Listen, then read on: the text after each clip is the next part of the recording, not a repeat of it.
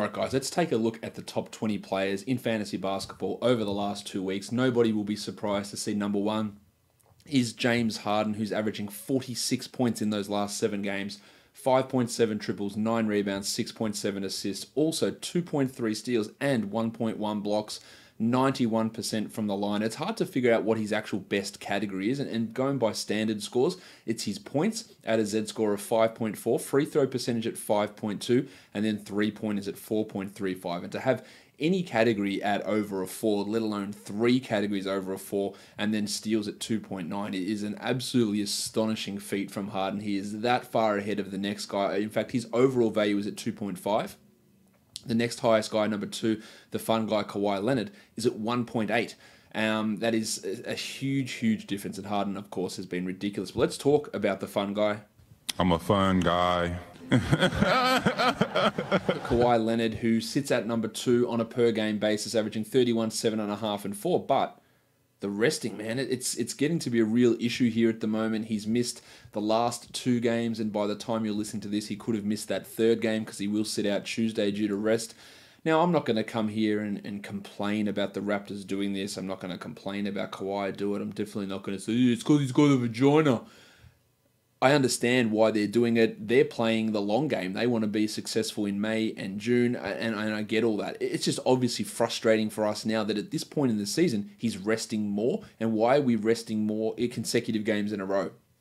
That's where I have the element of concern here with Kawhi, is that I've got no problem with resting on the back-to-backs, of you keeping him healthy if there's any sort of thing going, but to miss 3 games in a row and not play for a week due to rest, it's a little concerning. Would I trade Kawhi away? I think they've got 3 more back-to-backs, as I mentioned, and I think today actually is the start of another back-to-back, so maybe he returns on Wednesday for that game. So I'll have 2 more back-to-backs after this, as I detailed last week, I think, when I talked about it.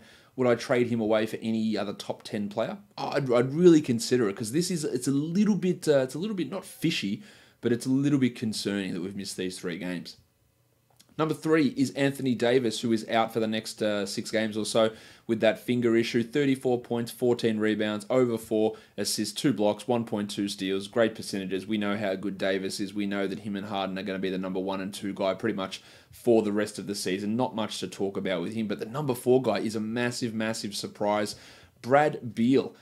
He's playing 40 minutes a night, so that's helping him. 30 points, 5 rebounds, 6 assists, 2 steals, and 1.2 blocks. He was already having an excellent season before John Wall went down, but since then he has ramped it up. And while the number 4th ranked player might be a little bit extreme for Beal, top 10 is not out of the question from here on for the rest of the season. He's going to be having so much of this playmaking role on him. Now, the reason he is up to number 4 is he's averaging 1.2 blocks per game, which is obviously high, and 2.2 steals, numbers which could very easily come down and drop him down to, say, 8 or 9 or 10 in that sort of zone. And those 40 minutes also an element to decrease.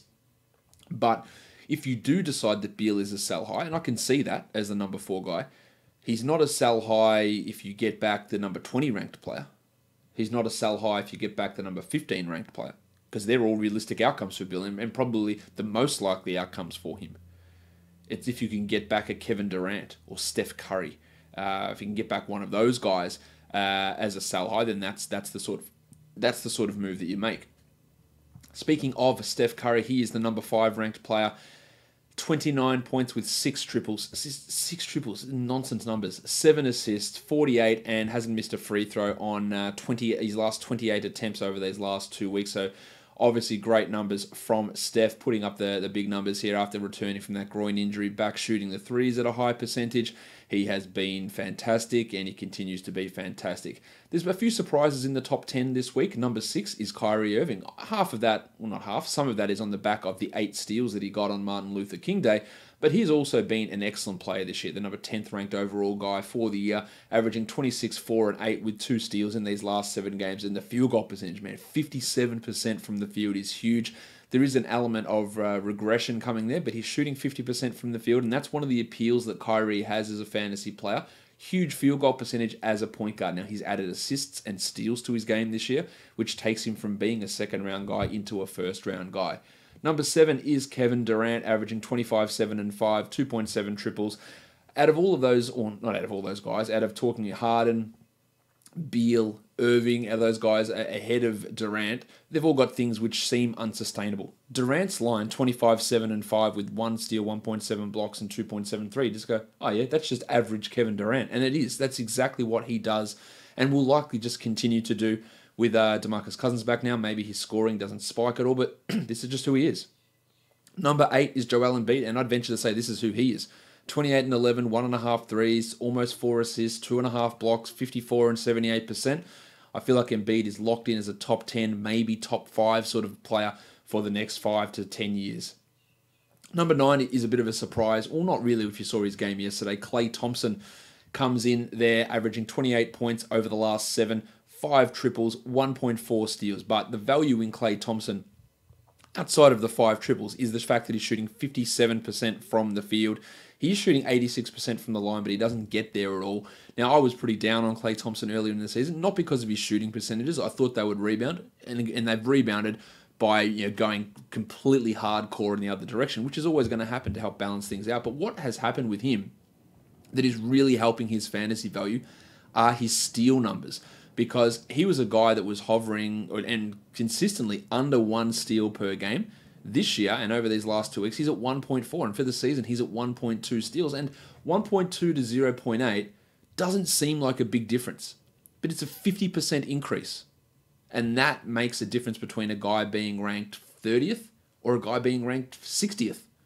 And if Klay was at his usual steal rate, then he would be like the 60th ranked player, because as I detailed a few months ago, Klay's value, so much of it comes from 3-pointers, and with everyone else hitting 3-pointers at a higher rate, the relative scarcity of that stat drops, and the relative value of hitting a lot of those threes drop as well. Now, at the moment, his threes are highly elevated, so that's giving him value, but if he goes back to that 2.73 threes per game, that just hovers in with a bunch of other guys, and the value drops. But when you add a 50% increase in your steal numbers, that's keeping him floating in that top 40, top 35 range. If that drops off, then the numbers drop off and the ranking drops off.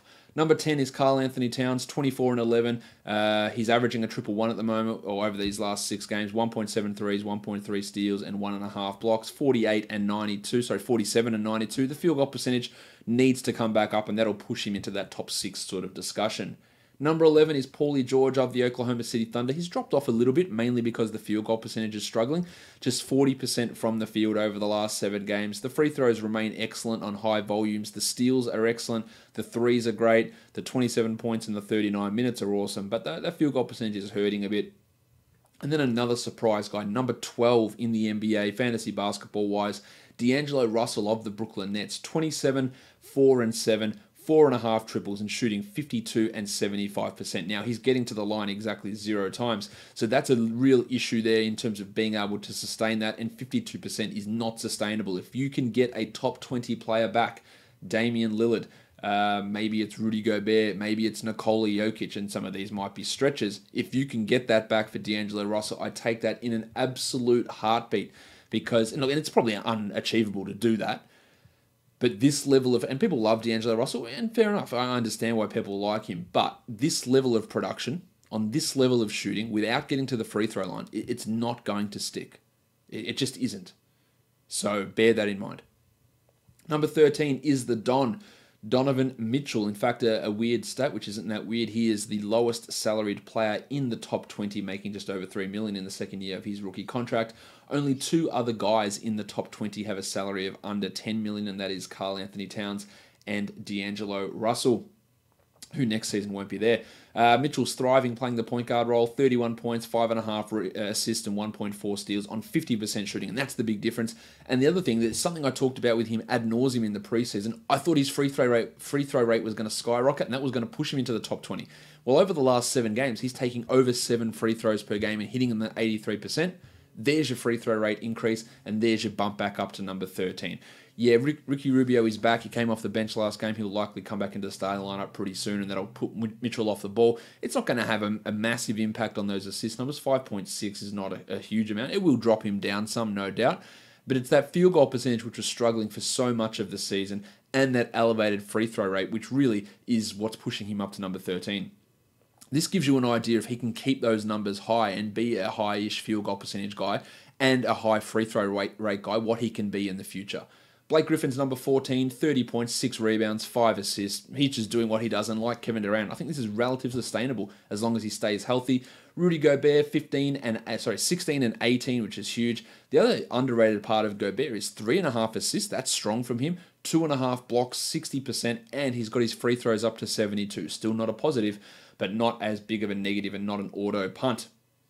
Giannis Antetokounmpo has also improved his free throws over the last 6 games. He's shooting 75% from the line on 11 attempts per game. So still a negative, but not anywhere near what he was before. 26, 12, and 5 with 1.7 steals. The blocks have dropped off. And if he could pair those high blocks with this now high free throw percentage, he'd be much higher than 16th. He'd be back into that top 5, top 6, top 4 type of zone. But he hasn't been able to really put those things together consistently. Number 17 is Nikola Jokic, averaging 31 minutes a night, 23, 10, and 9. The steals and blocks are pretty low. Half a steal, half a block. The 52 and 86 from the field and from the line is really nice, but those defensive numbers, they need to come up to push him back into that top 10 level. Number 18 is Yusuf Nurkic, his former teammate, who has been ridiculous. He is averaging 27 minutes a night, by far the fewest minutes of anybody in the top 20. 13 points only, 10 boards, 6 assists, and over 3 blocks on 50 and 77%. They are massive numbers. Those block numbers are keeping him in that top 20. I think that's probably unrealistic for him to remain a top 20 player, but his season has been absolutely fantastic, Nurkic.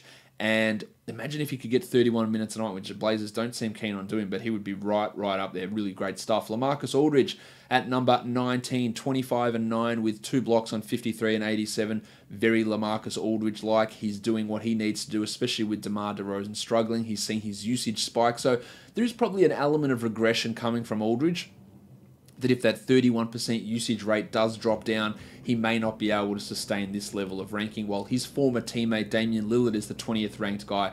26, 4 and 7. Yeah, piss poor steals as usual, 0.9 there, 0.6 blocks, 44 and 94. And looking at those numbers, you look at Lillard and you go, well, that's not far off what he's done in the past. It's just that so many other guys are having these elevated performances. Beal, Irving, Russell, George, Mitchell, Griffin, Nurkic, these guys who normally wouldn't be ahead of him and haven't been in previous years, have pushed him all the way down to number 20, just showing the absolute class and talent of these guys at the top of the fantasy basketball chain. The last 4 guys out, 21 Westbrook, 22 Bledsoe, 23 Jim Butler, and 24 Julius Randle, just to round out the top 2 rounds in rankings for the last 2 weeks, guys. I hope you guys enjoyed that and got something at least informative out of it.